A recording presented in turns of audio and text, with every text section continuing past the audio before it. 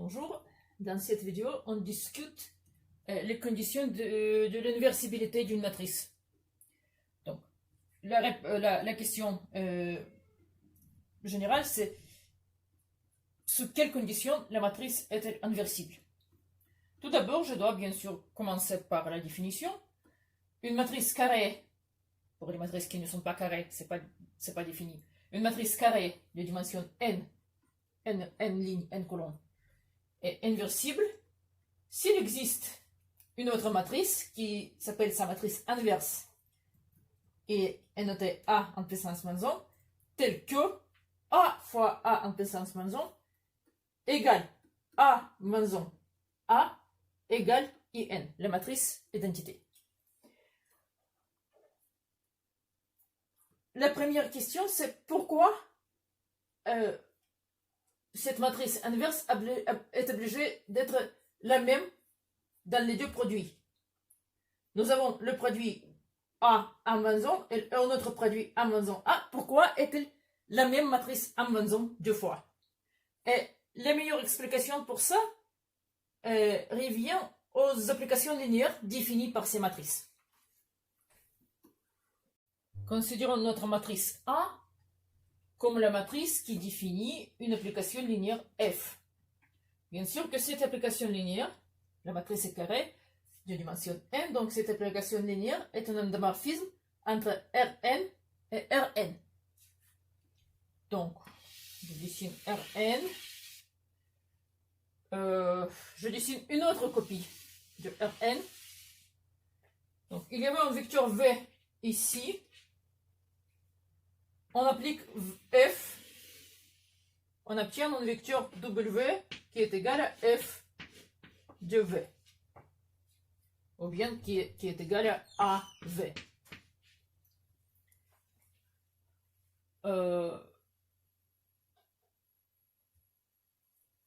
Maintenant, je sais que la matrice est inversible, ce qui veut dire que F est un isomorphisme.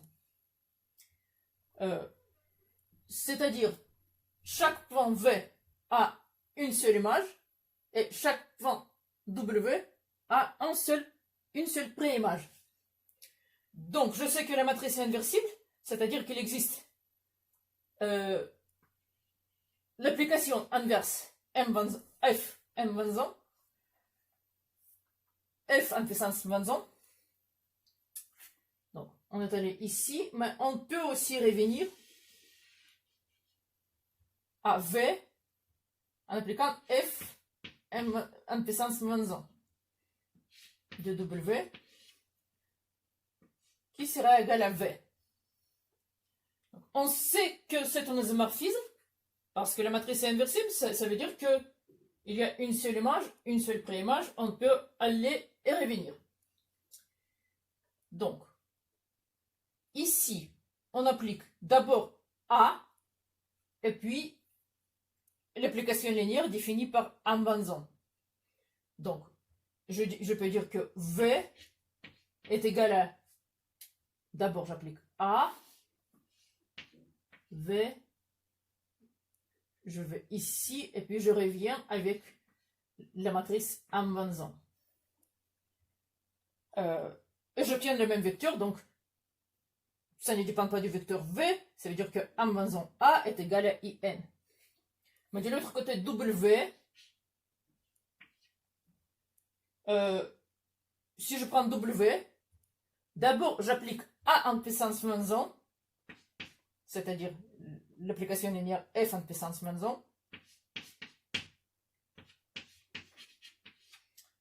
1. C'est ici. Et puis j'applique A et je reviens vers W, pardon.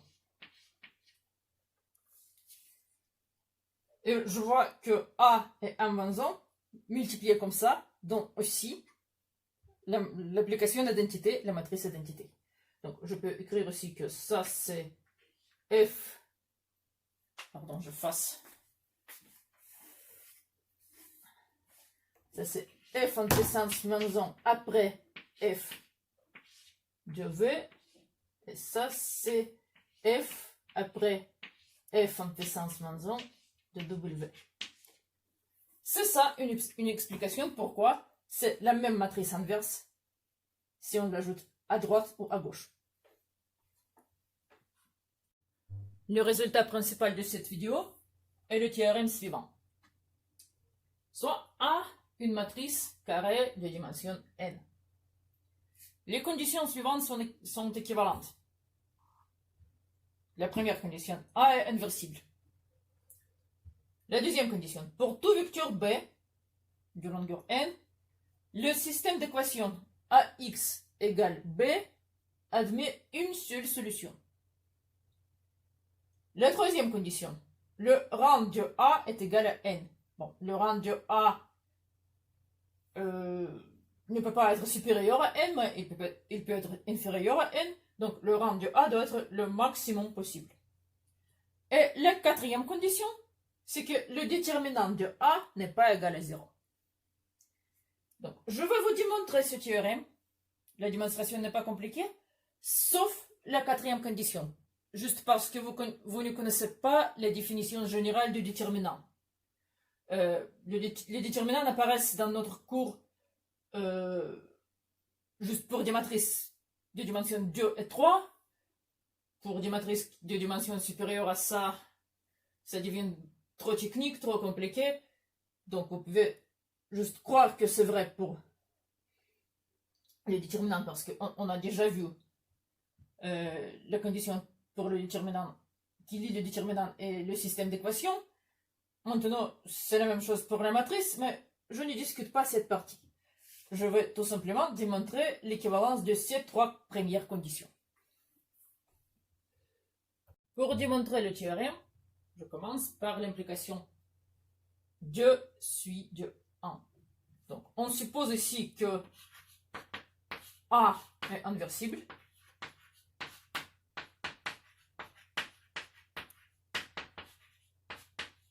Et on considère un système d'équations linéaires AX égale B.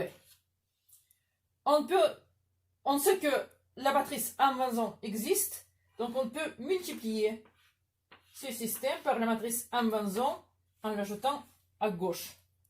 C'est important. Donc j'obtiens A-1 AX égale A-1 B. Ça, c'est la matrice identité. Donc, il reste le vecteur X qui est égal à la matrice A moins 1 multiplié par le vecteur B. Ça nous donne un vecteur de longueur n qui est la seule solution du système. J'écris que X est la seule solution. La seule solution du système.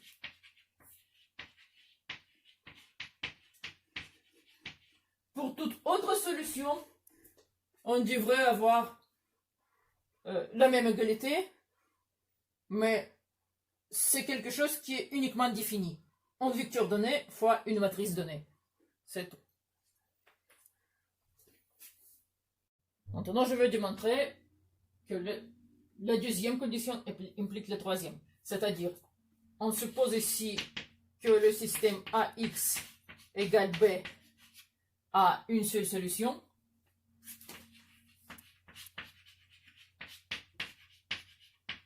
Une seule solution.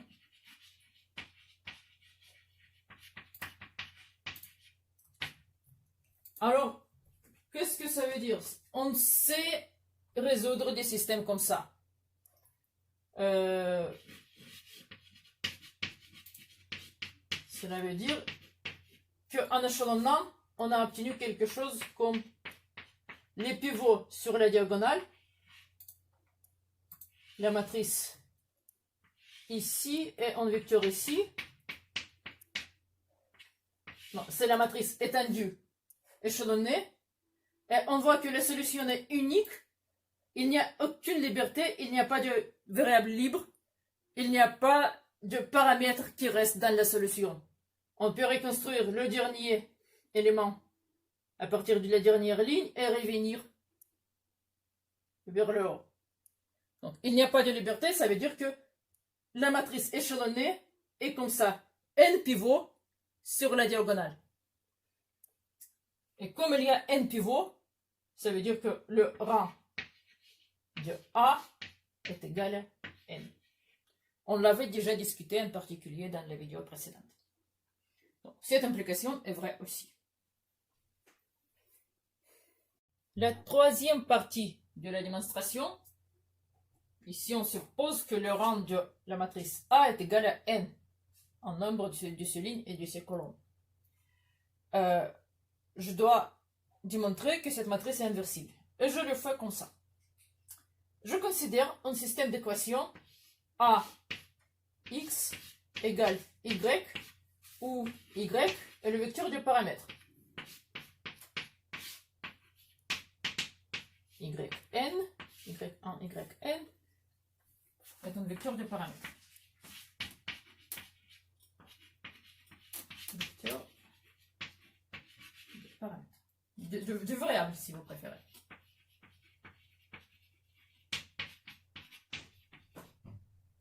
Et je veux résoudre ce système d'équations pour le vecteur y de paramètres. Pour résoudre le système d'équations, je prends d'abord la matrice étendue A, Y. J'échelonne, comme d'habitude. J'obtiens la matrice étendue avec n pivots. Les pivots sont n parce que le rang de A est égal à n. Il y a quelque chose ici dans ce couvent. Et au lieu du vecteur Y, j'obtiens un autre vecteur où tous les éléments sont des combinaisons linéaires de YI. Des combinaisons linéaires.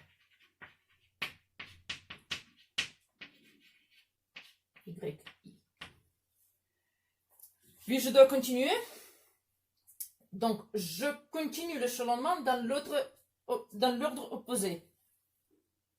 Je dois obtenir maintenant, au lieu de n pivots, pas des pivots quelconques, mais des nombres 1 ici. Et je veux éliminer tous les éléments non nuls au-dessus du pivot. Je peux toujours le faire avec des opérations élémentaires. Je vais vous montrer plus tard comment ça se fait. Mais pas de souci, c'est la résolution habituelle d'un système d'équations. Et en continuant les opérations élémentaires, j'obtiens ici la matrice d'identité avec des zéros en haut et en bas de la diagonale. Et à droite, j'obtiens toujours un vecteur dont les coordonnées sont des combinaisons linéaires des variables yi. Donc, combinaison linéaire de y. Mais qu'est-ce que c'est des combinaisons linéaires des variables yi? Ça veut dire que ce vecteur peut être exprimé comme une matrice fois le vecteur y. Donc, je vais effacer en haut.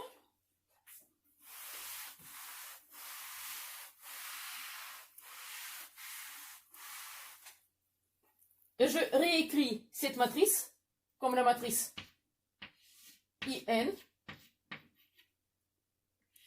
fois le vecteur de la forme BY.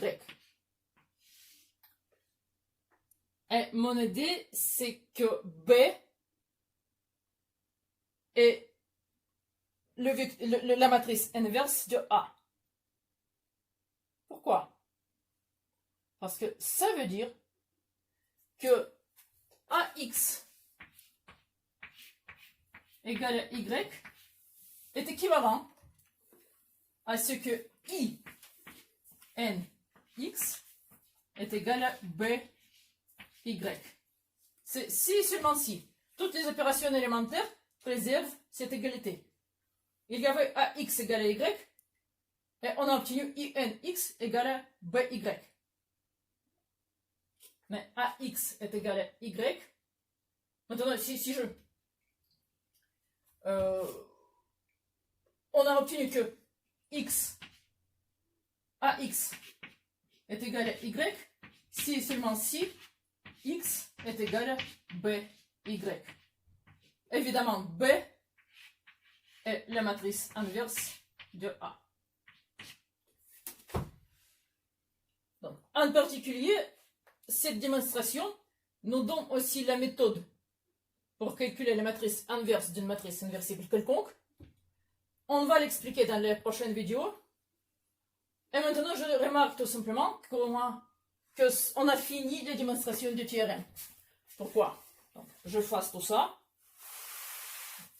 au début, et je dis que on a démontré que la première condition implique la deuxième implique la troisième, et la troisième implique la première. Donc, ce sont trois conditions équivalentes. Tout va bien, la partie du théorème qui ne concerne pas les déterminantes est bien démontrée. C'est fini.